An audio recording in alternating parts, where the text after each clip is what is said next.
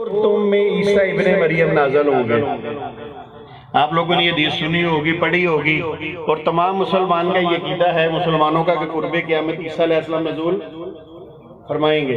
مگر چونکہ میں اس وقت قادیانی تھا، میرا عقیدہ یہ تھا کہ عیسیٰ علیہ السلام اب دوبارہ دنیا میں نہیں آ سکتے، وہ فوت ہو چکے ہیں، اور ان کی جگہ پر جو بندہ آیا ہے وہ مرزا غلام قادیانی ہے. مگر پریشان اس لیے ہوا حدیث پڑھ کے کہ امام الانبیاء قسم کھا کر یہ بات کہہ رہے ہیں، اور قسم کھانے کا انداز کیا ہے کہ قسم ہے اس ذات کی جس کے ہاتھ میں محمد صلی اللہ علیہ وآلہ وسلم کی جان ہے. تو چونکہ قادیانی کتب بھی میں نے پڑھی ہوئی تھی، مرزا غلام قادیانی نے اپنی کتاب کے اندر قسم کھا کے کہا کہ حق کی قسم عیسیٰ ابن مریم رسول اللہ فوت ہو گیا.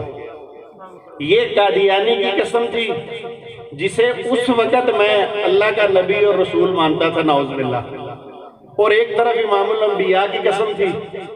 تو میں نے اسی وقت اپنے گھر والی سے کہا، میں نے کہا یار عجیب ماجرا ہے، امام الانبیاء قسم کھا کر کہہ رہے ہیں کہ عیسیٰ ابن مریم آئیں گے، اور جس کو ہم نے نبی مانا ہے وہ کہتا نہیں آئیں گے، وہ فوت ہو چکے ہیں. تو میں نے کہا لگتا ہے کسی گڑبڑ میں ہم پھنسے ہوئے ہیں، ہمیں اپنا سب سے پہلے عقیدہ درست کرنا چاہیے. اگر عقیدہ درست ہو گیا تو انشاءاللہ اللہ کے فضل سے اعمال بھی درست ہو جائیں گے. تو پھر میری ملاقات مولانا انیس شاہ صاحب سے ہوئی، قاری رفیق صاحب سے ہوئی، اور میری رہنمائی انہوں نے فرمائی، اور اللہ کے فضل سے اسی حدیث مبارکہ کے ذریعے اللہ نے مجھے اسلام کی دولت عطا فرما دی. اللہ نے مجھے یہ بات بتا دی کہ جو قسم مرزا غلام قادیانی اٹھا رہا ہے وہ جھوٹی ہے، اور جو قسم امام الانبیاء اٹھا رہے ہیں وہ سچی ہے. مگر یہاں پر میں یہ دیکھتا ہوں کہ میرے ساتھ یہ جو سلوک ہوا، یہ جو اللہ نے مجھے اسلام کی دولت دی، اس کے پیچھے بھی ایک بیک گراؤنڈ پہ سٹوری ہے. مختصر وقت میں آپ کو بتاتا ہوں، جب میں قادیانی تھا تو مجھے درود ابراہیمی سے بڑا عشق تھا. یہ جو نماز میں درود ابراہیم پڑھتے ہیں نا، اس سے مجھے بڑی محبت تھا. میں قادیانی، اور اس وقت آپ کے نزدیک میں کفر میں تھا، آج میرے نزدیک میں وہ کفر ہے.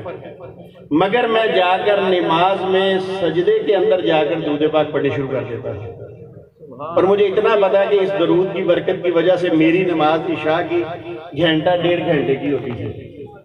اور آج میں یہ بات بڑے وثوق سے کہتا ہوں کہ اللہ نے اس درود میں اتنی طاقت رکھی ہے، اتنی پاور رکھی ہے کہ پڑھتا میں کفر میں تھا، مگر اللہ نے مجھے اس کا انعام یہ دیا کہ اللہ نے مجھے اس کفر سے نکال کے اسلام میں داخل کر دیا.